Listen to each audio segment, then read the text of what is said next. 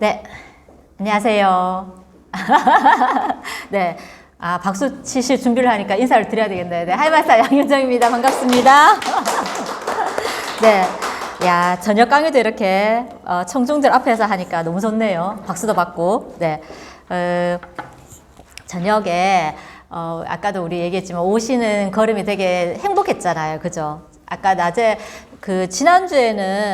지난주에는 나무에 이렇게 전선만 감아가지고 몇 개의 나무 그루만 이렇게 전선을 감아서 좀 밝게 빛나게 장식을 했던데 지난주 오니까 없어졌더라고요. 그래서 아이고 올해는 경기가 나빠서 그래서 다 철거했나 했는데 아이고 오늘 오니까 낮에도 보니까 우리 다 감이라 했잖아요. 그죠? 홍시 주렁주렁 달려있어가 올해는 그 전선은 나무에 해가 입히니까 다 빼고 이거 감만 달았구나. 우리 신랑하고 낮에 박전사님 오셔가 그 얘기를 했었거든요. 근데 웬걸요 저녁에 오는데 보니까 아이고 나무에 다 화려하게 막 다 불빛으로 너무 예쁘게 장식을 하고 그리고 그 홍시가 더 예쁜 전구로 반짝반짝 빛나서 그래서 야 지사 오는 길이 진짜 행복했어요. 그래서 저녁에 오시는 분들은 또 이러한 행복한 또 즐거움을 또 만끽할 수 있어서 그게 또 선물이라는 생각을 합니다. 그래서 오늘 저녁에는요 제가 바탕화면에도 보셨는 것처럼 너무 포근하고 너무 예쁘죠. 제가 마지막에도 메리 크리스마스 할 건데 네. 이제 연말 12월이 왔잖아요. 저는 모든 계절을 다 좋아하고 모든 달을 다 좋아하지만 특히 또 12월을 정말 좋아하거든요. 12월은 왠지 막 들뜨잖아요. 설레고, 그죠? 연말이라고 해서 차분해지는 게 아니라 막 더 신나고 행사들도 많고 또 제가 좋아하는 또 크리스마스도 있고 개인적으로 저희 집에 또 뭐 저희 부부 결혼기념일도 있고 저희 신랑 생일도 있고 하여튼 많아요 뭔가가. 그래서 하여튼 12월은 무슨 축제 같은 분위기. 그래서 굉장히 좋아하는데 그중에 단연코 12월을 좋아하는 이유 중에 하나는 크리스마스거든요. 그래서 이거를 오전에 바탕화면으로 하면 조금은 생뚱맞았을 수도 있어요. 왜냐하면 저녁에 봐야 아늑한 느낌이 들거든요. 포근하고 아늑한 느낌. 제가 좋아하는 크리스마스 분위기, 연말 분위기를 한번 느껴보셔라고 저희 신랑이랑 머리 맞대고 어젯밤에 열심히 자료를 찾았었고요. 오늘 여기 오신 분들은 다들 사업을 이미 많이들 하셨던 분들이고 해서 저녁 시간 또 우리 직원분들도 퇴근 시간 맞춰서 퇴근하셔야 되니까 저는 오늘 SPB 위주로 강의를 하도록 할게요. 사업 설명은 오전에 또 많이 들으셨고 또 유튜브를 통해서 많이 들으실 수 있으니까 SPB를 좀 길게 늘려뜨려서 그렇다고 1시간을 하진 않습니다. 지겹잖아요. 그죠? 그냥 제 얘기 좀 섞어가면서 그렇게 이야기식으로 함께 한번 나눠보려고 합니다. 자, 바야흐로 이제 올해 2021년의 마지막 달 12월이 왔습니다. 그죠? 그래서 연말이라고 하면 항상 한 해가 지나갈 때 다 하는 말이 다사다난했던 이라고 얘기를 하잖아요. 그죠? 그래서 어떤 사람은 한 해가 진짜 너무 많은 일들이 있어서 정말 눈 깜짝할 사이 훅 지나간 분들도 계실 거고 어떤 분들은 한 해가 또 너무 더디게 또 왜 이래 시간이 안 가 하고 또 더디게 계셨던 분들도 계셨을 것 같아요. 왜냐하면 코로나로 또 위축되고 해서 뭔가 바깥 활동을 하고 싶고 뭔가 더 많은 걸 하고 싶은데 코로나로 자꾸 제약을 받으니까 이게 언제 끝나나 하다 보면 또 시간이 더디게 흘러간다고 느끼는 분들도 계셨을 거란 생각을 합니다. 자, 하지만 공통적인 거는 어쨌거나 한 해를 마무리할 때는요, 누구나 다 뭘 많이 이루었건 뭐 적게 이루었건 올 한 해를 이렇게 점검하는 시간을 가지고 또 새로운 또 내년 2022년 또 새로운 한 해를 또 준비하는 그런 시간들을 가지는 거는 누구나 다 공통적인 것 같아요. 그러면서도 연말이 되면요, 우리 항상 연초가 되면 우리 이제 또 내년 1월 되면 다음 달 1월 되면 어김없이 하는 거 연간 계획 세우잖아요. 누구나 다, 그죠? 뭐 1번 뭐 운동하기, 2번 뭐 다이어트하기, 3번 뭐 하기. 항상 있는 레파토리. 근데 연초에 항상 그렇게 뭔가 새로운 다짐으로 이렇게 거창한 계획들을 세우지만 그 계획들이 그 1월 달까지는 잘 보관되고 잘 보고 있지만은 시간이 점점 지나서 달수가 지나감에 따라서 점점 먼지가 쌓이게 돼서 그리고 그냥 덮어만 두고 그리고 언제 찾냐면 이제 마지막 지금 연말인 이 시기가 되면은 다시 그 덮어두었던 그 계획들 다시 펼쳐가지고 아 맞아 내가 그래 이런 계획들이 있었지라고 새삼스럽게 또 떠오르는 그런 목록들도 있을 것 같아요. 뭐 어떤 분들은 그 계획들을 항상 머릿속에 생각해서 계속 하나하나씩 잘해오는 분들도 계실 거고, 그리고 아직까지 이제 진행 중으로 이렇게 ING인 분들도 계실 거지만, 아까 말씀드렸던 것처럼 어머 내가 이런 계획도 세웠었네 하고 1년간 전혀 한 번만 적고 보지 않아가지고 아 내가 이런 계획도 있었구나 하고 뭔가 좀 새삼스러운 그런 느낌을 가지는 분들도 있을 거라는 생각을 합니다. 어찌되었건 12월 달은 진짜 누구나 다 우리 1년 동안 열심히 이렇게 뿌려놨던 씨앗들의 결실을 맺고, 그리고 그 결실에 따라서 올 한 해를 평가받는 그런 달이라는 생각을 합니다. 그래서 결실을 많이 맺은 사람들은 올 한 해가 정말 기쁘고 뜻깊은 그런 해가 될 것이고요. 결실이 상대적으로 좀 만족스럽지 못한 그런 분들은요, 올 한 해가 좀 많이 아쉽고 그리고 부족했다는 느낌을 받을 거예요. 우리가 언제나 이렇게 기쁜 연말, 항상 저는 연말만 되면은 항상 제 친구들, 오늘도 제 친구들 갑자기 개모임 하자고 막 이렇게 이제 위드 코로나가 되니까, 그래서 세상에나 매월 계금을 5만 원씩 내재요. 제가 야 너무 세다 하면서 그 친구야 부담이 안 되겠지만, 제 친구는 또 애가 셋인 친구도 있거든요. 걔는 저도 마찬가지고 한 달에 한 번 5만 원은 몰라도 매달 5만 원은 너무 센 거예요. 근데 얘 계획은 우리가 환갑이 4명이서 하는데, 환갑이 됐을 때 그 돈으로 환갑 여행을 떠나자고, 그러려면 5만 원씩 모아야 된다 이건 거예요. 그래서 야 너처럼 부르주아는 5만 원 되겠지만 우리는 안 된다라고. 그러니까 제 친구들 사이에서는 제가 그나마 성공해 가고 있다라고 인식을 하고 있어요. 근데 그런 제가 5만 원 너무 세다 이렇게 댓글을 거니까 단톡방에 투표를 하더라고요. 계금 얼마를 할 것인가, 뭐 5만 원, 3만 원, 2만 5천 원, 저는 10,000원 했거든요. 그래서 야 너무 빈약하다고, 왜 너답지 않게 그렇게 빈약하게 얘기를 하냐고. 그래서 최종적으로는 4명이니까 매월 25,000원씩 내면 딱 10만 원이잖아요. 그럼 계산하기 편하니까, 그래서 매월 25,000원씩 그렇게 내자라고 하는데, 저는 아무래도 계급만 낼 것 같아요. 참석을 못 할 것 같아요. 예. 둘이는 서울에 있고 둘은 대구에 있는데, 서울은 제가 계속 못 갈 것 같고, 시간도 안 되지만 아직 이 코로나 사태가 너무 많이 심각하기 때문에 뭐 다음 달에 제 친구가 이제 이사를 했기 때문에 자기 집들이 겸 오라고 자고 가라고 하는데, 제가 우리 형님도 집을 이사했지만 못 갔거든요. 안 갔거든요. 근데 아무래도 다음 달도 아무래도 서울은 위험할 것 같아서 안 되고, 너네가 내려오면 내가 한 번씩은 참석해 줄게 라고 얘기하니까, 다른 친구도 자기 시간도 좀 봐달라고, 왜 윤종이 시간만 자꾸 맞추려고 하냐고, 내 시간도 좀 봐달라면서 막 이렇게 농담식으로 막 이렇게 막 새침대기처럼 그렇게 얘기를 하던데, 어쨌거나 네, 연말이 돼가지고 다들 제 친구들이 하나같이 하는 말이, 한 살 더 먹는 게 너무 이게 서럽대요, 이제는. 아이고, 또 한 살 또 늘는구나, 또 주름이 하나 늘어나는구나, 아이고, 또 우리가 또 한 살 더 이렇게 나이 들어가는구나 하고 굉장히 서글픈 그런 말들을 많이 하는데, 저는 항상 연말만 되면은 굉장히 즐거워하거든요. 왜냐하면 항상 저는 뭐 하이리브 하신 분들이 다 그러시겠지만, 작년보다는 더 나은 올 연말을 맞이하고 있기 때문에, 그 성장, 한 해 동안 또 많은 성장을 했고, 내적으로 외적으로. 그래서 작년보다는 더 성장하고 더 발전된 올 연말을 맞이하고 있기 때문에 항상 즐거운 거죠. 그러면 내년 연말도 올해보다는 더 많은 성장을 일굴 거니까 더 행복할 수 있는 거죠. 그래서 미래가 행복할 수 있기 때문에 현재가 더 즐거운 거죠. 그래서 그 얘기를 하면 항상 친구들이 부러운 반, 시샘 반 이렇게 얘기들을 해요. 근데 그거는 본인이 마음먹기 나름인 것 같아요.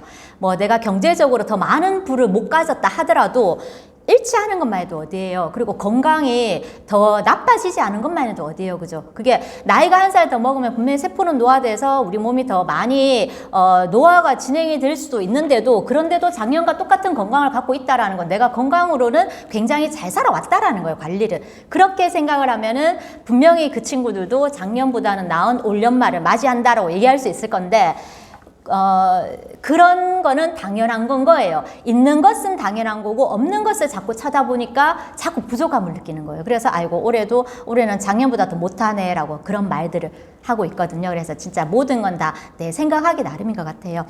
그래서 우리가 항상 에브리데이 크리스마스처럼 매년 연말을 갖다가 기쁜 연말을 맞이하기 위해서는요, 지금 이 12월 이 연말에 어떤 올 한 해의 완성이라는 그 결과물을 나타내게 되면은요, 더없이 우리는 기쁘고 행복한 연말을 맞이할 거예요. 연초에 계획했던 부분들 혹은 내가 몇 년간 계속 계획했던 부분들이 올 연말까지 뭔가가 완성이라는 그림으로 딱 내 앞에 나타나게 되면은 우리는 정말 행복한 그런 연말을 더 알차게 더 보낼 수가 있겠죠. 그래서 지금 이제 시기도 시기인지라 오늘 함께 제가 나눌 주제는요, 올 연말은 항상, 뭔가, 더 많이 우리가 고대하고 기대했던 것들이 완성이 되어지는 그런 연말로 한번 만들어 보자는 의미에서요, 오늘 함께 할 주제는요, 기다림의 완성입니다. 네. 자, 사실요, 이 말은 제가 했는 말이 아니고요. 지난주에 저희 그 성당에 그 미사 때 보좌신부님 강론 때 이 말씀을 하셨어요. 질문을 하시더라고요. 우리는 어떤 때 가장 기쁘고 행복했는가? 우리가 가장 기뻤던 때는 언제였는가? 라는 질문을 하시더라고요. 그리고는 그 질문의 대답으로는요, 우리가 살아가면서 가장 기뻤던 순간, 가장 행복했던 때는 아마 기다림이 완성되는 순간이 아니었나 하는 그 말씀을 하시더라고요. 그 말씀에 되게 많이 와닿았어요. 아, 맞네. 우리가 항상 어떤 일을 고대하고 기대하고 그리고 계속 뭔가 이루어지기를 계속적으로 기다리고 있을 때 그 기다림이 끝을 보는 완성이 되는 그 시점, 그 순간이 우리가 가장 기쁘고 행복한 순간이겠구나. 그러니까 신혼부부들이 아기를 정말 기다리고 고대하고 있었는데 아기가 잉태돼서 이제 탄생하는 그 순간 얼마나 기쁘겠어요. 그리고 올림픽 선수들이 진짜로 열심히 막 그 훈련을 해서 이제 올림픽에서 그 경기에 나갈 때까지 엄청난 고된 시간들을 기다림 속에서 그 올림픽에서 메달을 따내는 그 순간, 기다림이 완성되는 그런 순간이잖아요. 그리고 뭔가 시험을 열심히 준비했는데 우리 지난번에도 수능 쳤잖아요. 고3 애들이 막 고3 기간, 고등학교 3년 기간 동안 정말 열심히 해서 그 하루를 기다려서 그리고 뭔가 결과물이 딱 완성이 되는 그 순간이 굉장히 기쁠 거 아니에요. 결과물이 좋게 나온다면. 그래서 진짜 우리가 어떤 순간이 가장 신부님 말씀처럼 가장 기뻤던 살아가면서 가장 기뻤던 순간은 내가 열심히 기다리고 고대했던 그 기다림의 기다림이 완성이 되는 그 시점이 정말 가장 기쁘고 행복한 때가 아니었나 하는 생각을 하고요. 그러면서 신부님이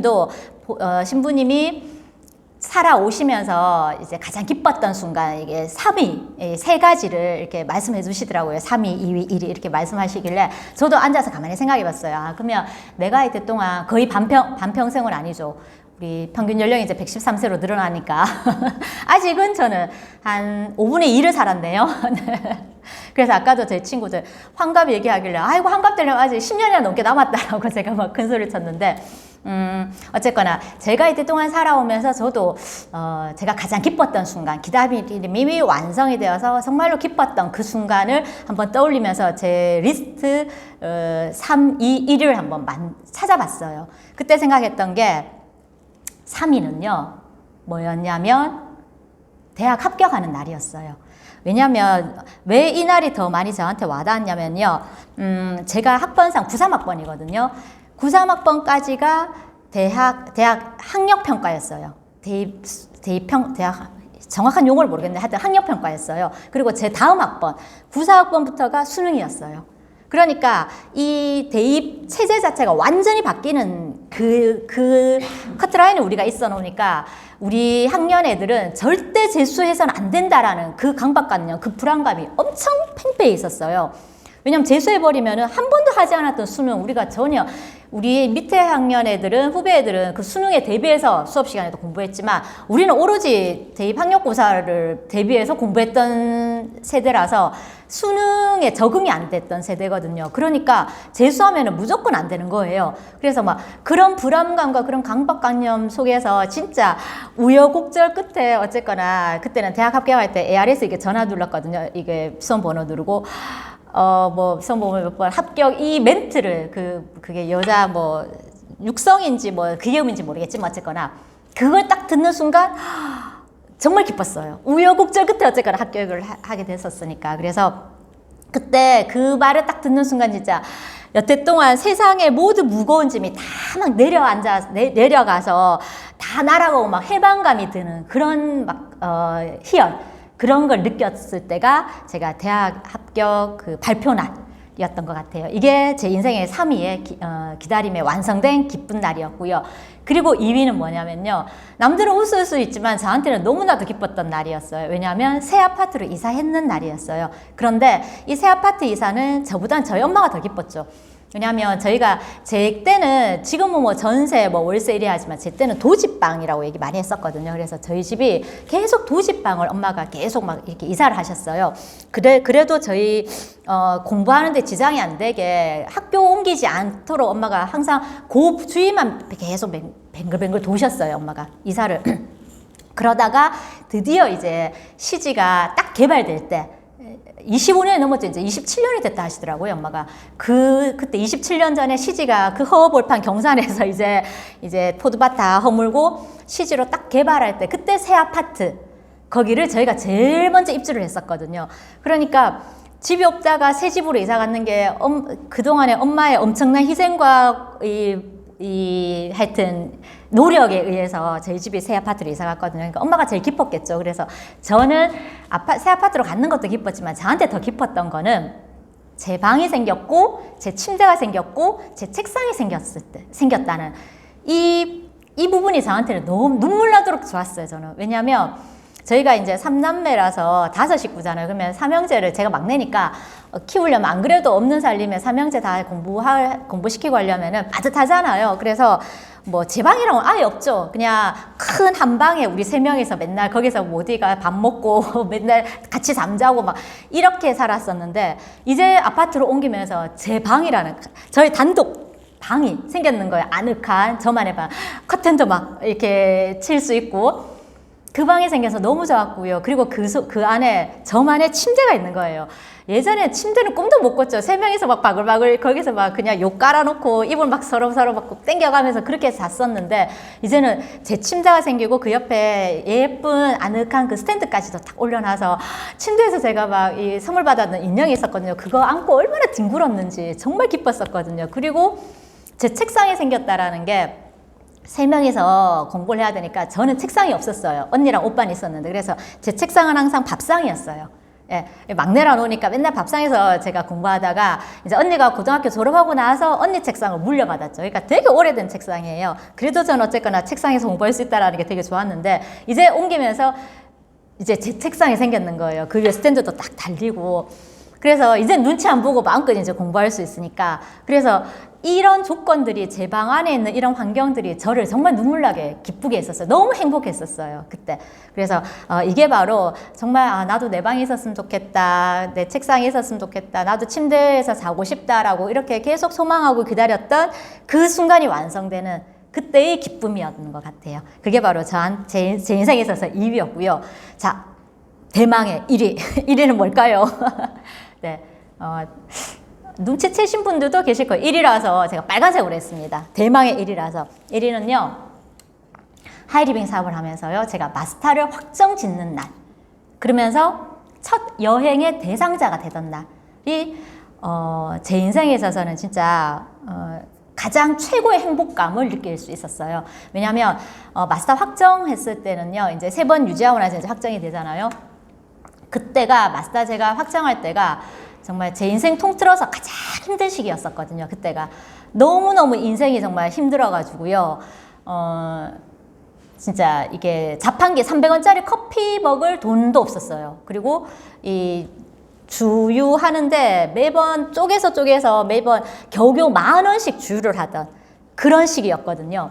그래서 너무너무 힘든 시기에 어쨌거나 제가 제 자력으로 물론 시스템의 힘이지만 제 힘으로 이 마스터라는 이 직급을 이제 3번 다 달성해서 마스터를 딱 확정하게 되니까 굉장히 힘들었던 순간 뭔가 큰 결실을 얻어내니까 정말 그때의 희열은 말로 할 수가 없었어요. 야, 나도 되는구나 하는 그 생각도 있었고 그리고 그렇기 때문에 그 힘든 시기였기 때문에 제가 더 몰입하고 더 노력하고 더 많이 하려고 애썼던 것 같아요. 그래서 그런 노력이 있었기 때문에 그리고 그 힘든 과정을 겪어내고 이루어내는 성과물이었기 때문에 정말 그때는 세상 모든 걸 다 얻은 것 같은 그런 최고로 행복한 그런 느낌이 들었었거든요. 그리고 이제 마스터가 되면서 이제 첫 여행 대상자가 됐을 때 어느 아침에 오전에 이제 지사를 왔는데 우리 여직원이 저를 부르시면서 사장님 여권 제출해 주세요. 이 말을 딱 듣는 순간 이제 나도 드디어 하이리뱅에서 여행의 대상자가 되었구나라는 걸 완전 실감하는 거예요. 제가 그 말이 너무너무 듣고 싶었었거든요. 그 전까지 막 스폰서님들, 형제라인 사장님 맨날 여행 갈 때 막 여권 제출하고 막 스케줄 막 보면서 막 이렇게 즐거워하는 모습이 정말 부러웠고 진짜로 가고 싶었었거든요. 너무 제가 꿈이 여행이었기 때문에 뭐 여행에 그렇게 큰 감흥이 없는 분들은 뭐 하이리뱅 여행이나 뭐나 똑같겠지 할 수도 있겠지만 그리고 가보면 다르다는 걸 느끼겠지만 어쨌거나 저는 여행이 꿈이었던 사람이었기 때문에요. 다른 사람들 다 가는데 저 혼자 못 가고 있으니까 정말 가고 싶었던 그게 간절했었거든요. 그런데 드디어 저한테도 여행의 대상자가 됐으니까 여권 제출해 주세요라는 그 말을 듣는 순간 진짜 그동안 힘들었던 게 하나도 없어요. 온데간데 진짜 다 사라지고 눈 녹듯이 싹 진짜 내려앉았었어요.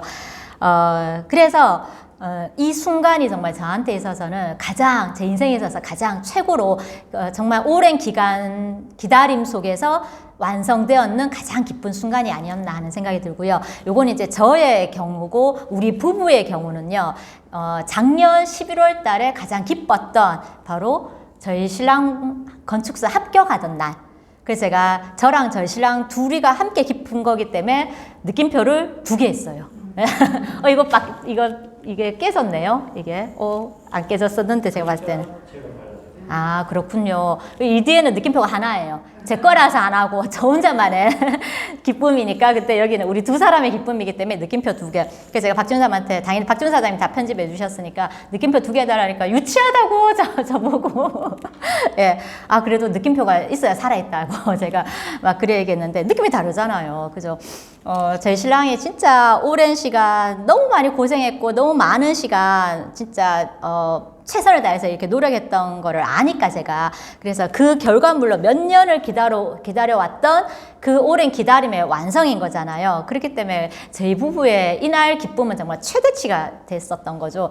이때 발표 날이 11월 달 밤 12시 돼가지고 이제 그 건축사 협회 거기에서 이제 공지가 떠요. 그래서 12시 딱 됐을 때 저희 신랑은 막 진짜 떨더라고요, 손을. 막 떨리는 손으로 막 보고. 그러니까 2군데가 발표됐어요. 한 군데는 건축사 협회고 한 군데는 그 카페였나요? 그 학원의 카페였나? 하여튼 그랬는데 우리 신랑은 저는 건축사 협회를 받고 저희 신랑은 카페를 받는데 카페는 없었어요. 아직 안 떴었고. 그러니까 이게 더딘 거지. 근데 저는 건축사 협회를 받는 거예요. 제가 먼저 발견을 했는 거예요. 제 신랑은 자기 이름이 없으니까 막 실망을 하려고 하는 그 순간 제가 발견을 하고는 그리고 이렇게 같이 봤는데 밤 12시가 넘었잖아요. 저희 아파트 떠나갔어요. 막.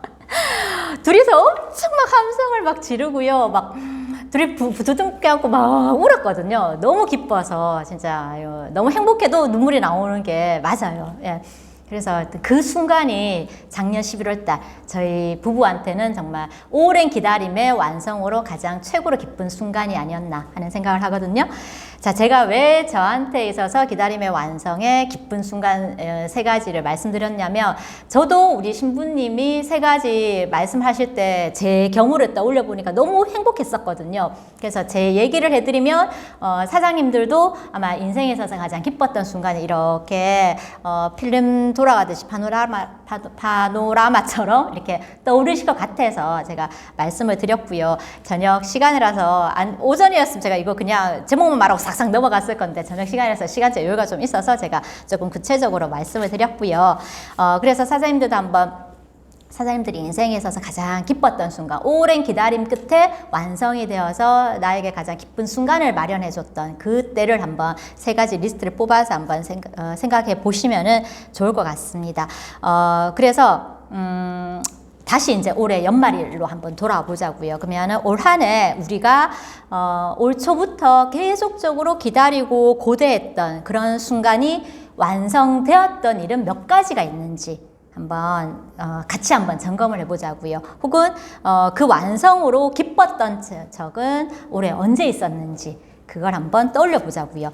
그래서 만약 아직까지요 우리가 연초에 그렇게 계획했던 목표들 중에서요 지금까지 기다려온 그 결과가 완성되지 않고 있다라면 지금 이제 연말이잖아요. 12월 이제 한 달이나 남았으니까 이 연말을 가장 정말 가장 뜻깊고 가장 기쁘게 그렇게 보내기 위해서는요 그 기다림의 끝을 올 연말까지는 한번 완성해 보면 어떨까 하는 생각에서 제가 함께 한번 생각을 해봤거든요. 저도 이렇게 세 가지, 뭐 이 외에도 많겠죠. 하지만 어쨌거나 이렇게 기다림이 완성되어서 정말 가장 기뻤던 순간이요. 이렇게 되기까지 그냥 가만히만 이렇게 막연히 기다리고만 있었지는 않은 것 같았어요. 제가.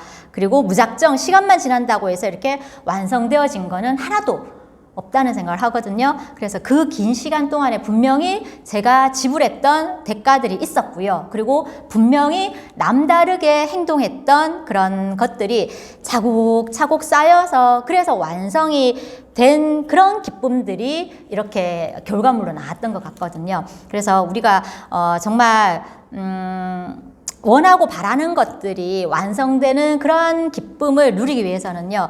그 기쁨에 상응하는 대가 지불을 반드시 해야 하지 않나 하는 생각을 하거든요. 그래서 우리가 그러면 어떻게 그러면 우리가 기다림의 완성으로 그 기쁨을 맞이하기 위해서는 어떤 대가들을 지불해야 될까라고 생각을 했을 때 첫 번째가 바로 간절함을 담은 노력입니다. 잠깐 조금씩 끊기네요. 예, 예쁘게 했었는데 제가 이 바탕 이 색깔도 우리 신랑하고 엄청 고민하면서 제가 했었어요. 이거를 노력이 빨간색으로 그냥 노력이 아니라 간절함을 담은 노력입니다.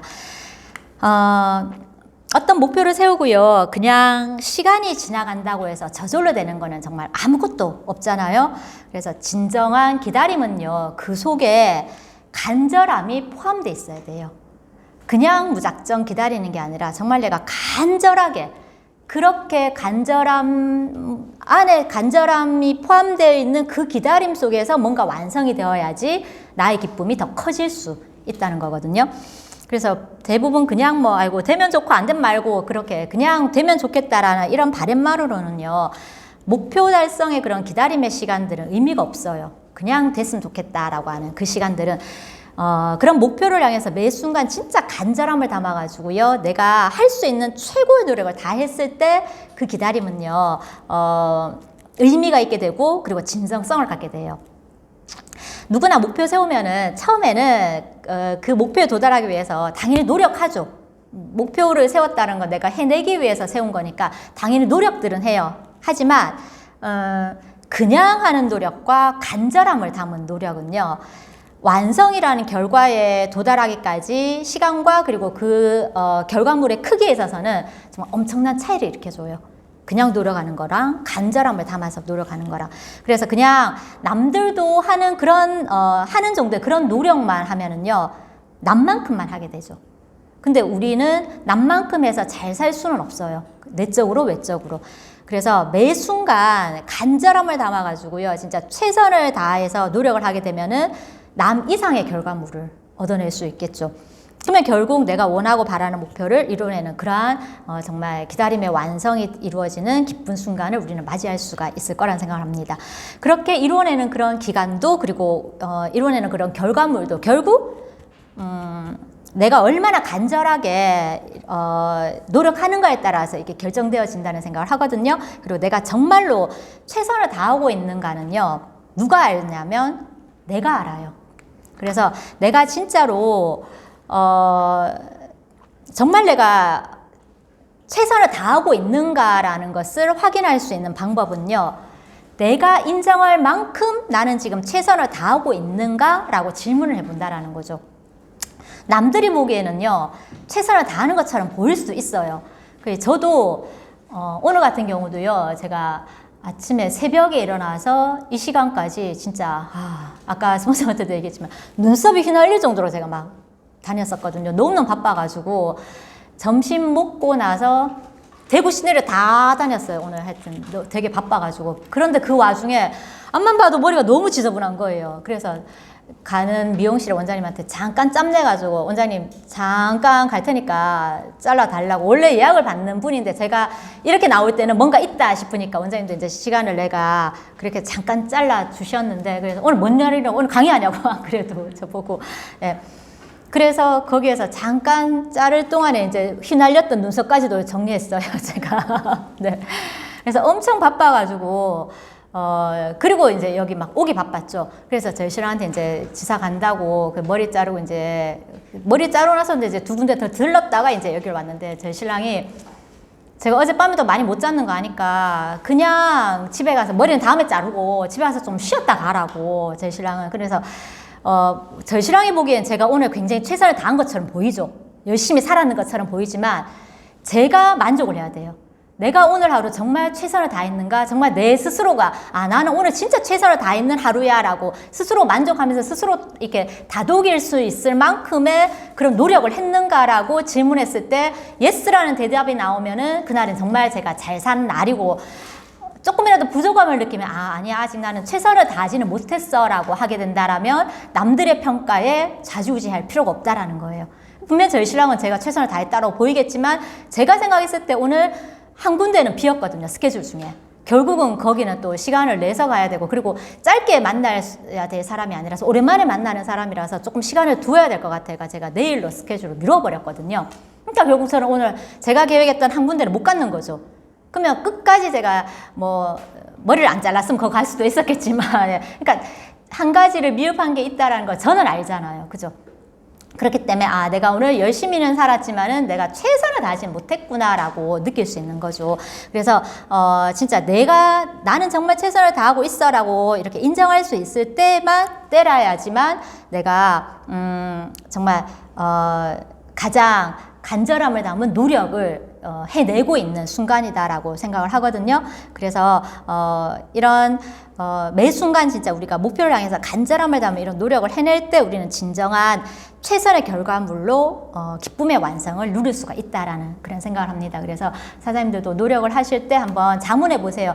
내가 지금 정말 내가 만족할 만큼, 내가 인정할 만큼 최선을 다하고 있는가라고 그렇게 한번 자문을 해보신다라면은 아마 내 의지를 더 높일 수 있고 나를 스스로 더 동기부여 시킬 수 있는 방법이 될 수 있다라는 생각을 합니다. 자, 그리고 두 번째, 기다림의 완성을 가지기 위해서는요, 될 때까지 하는 끈기예요. 끈기는 끈기인데 될 때까지 하는 끈기죠.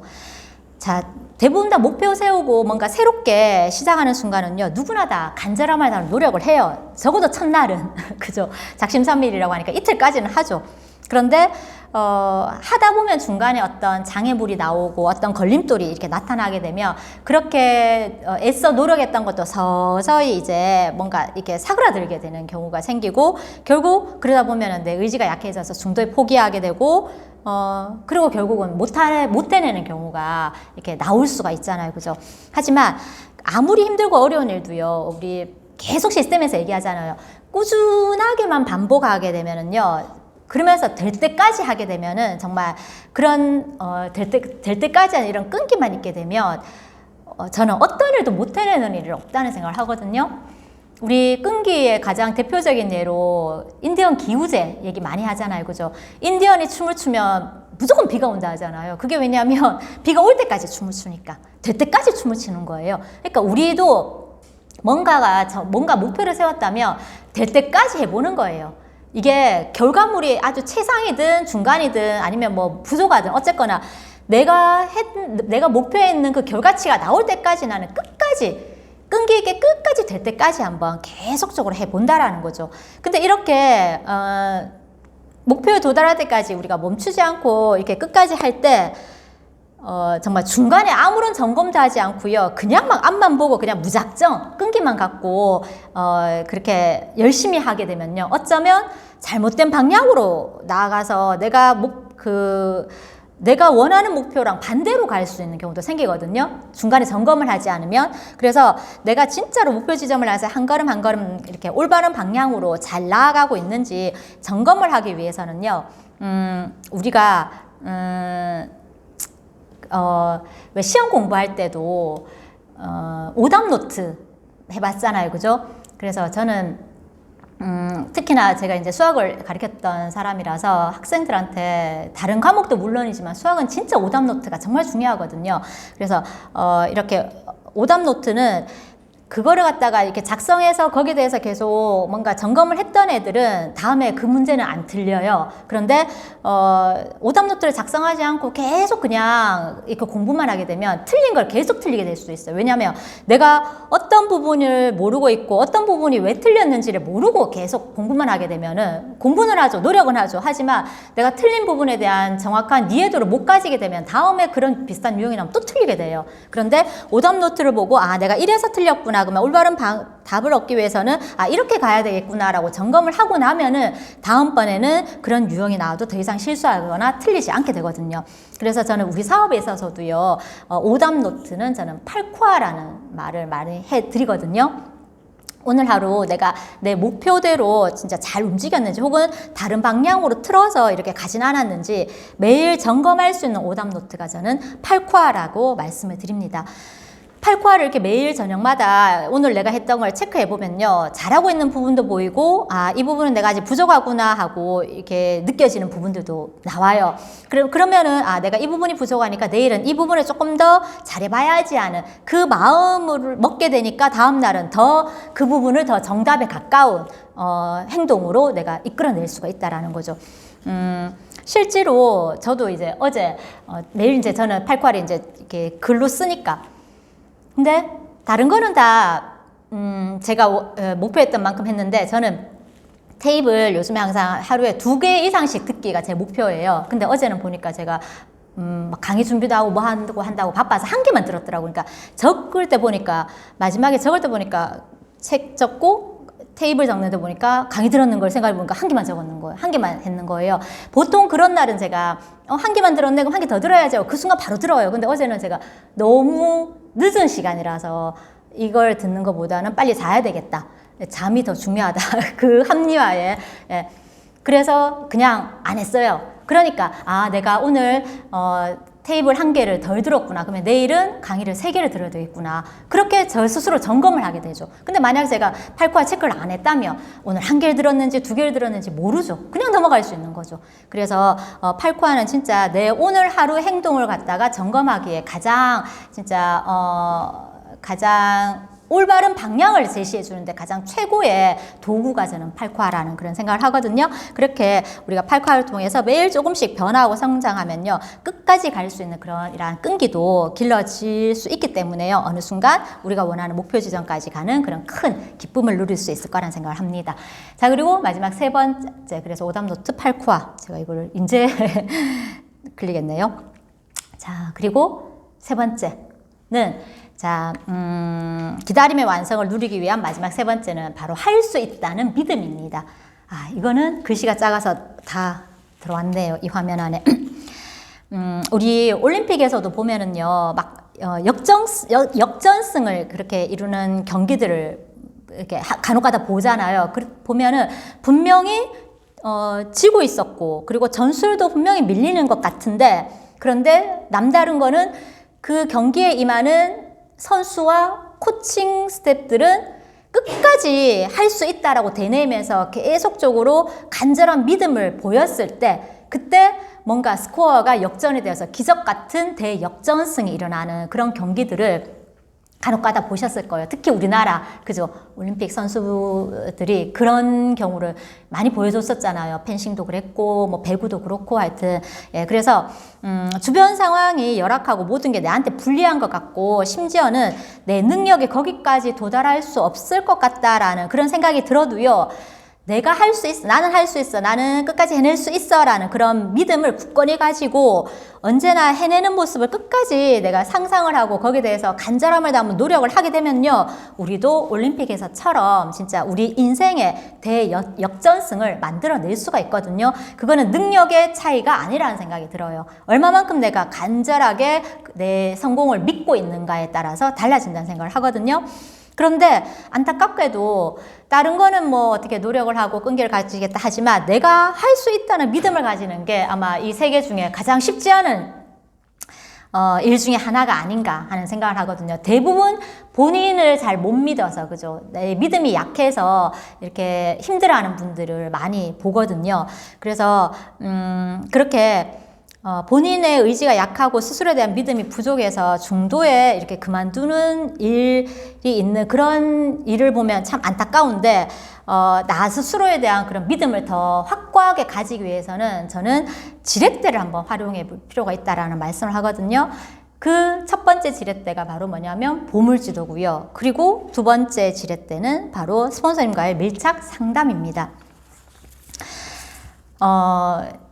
이제 우리가 연말이 됐으니까 연초에 이렇게 걸어두었던 보물지도, 그죠? 보물지도 저희 부부는 항상 이제 이달이죠. 12월 달만 되면은 이제 올해의 보물지도를 쭉 점검하고 이제 내년, 저희는 이제 1년 단위로 보물지도를 항상 만들기 때문에요. 그래서 내년에 우리가 또 계획할 보물지도 1월부터 12월까지 이제 달별로 쭉 다시 이렇게 붙이거든요.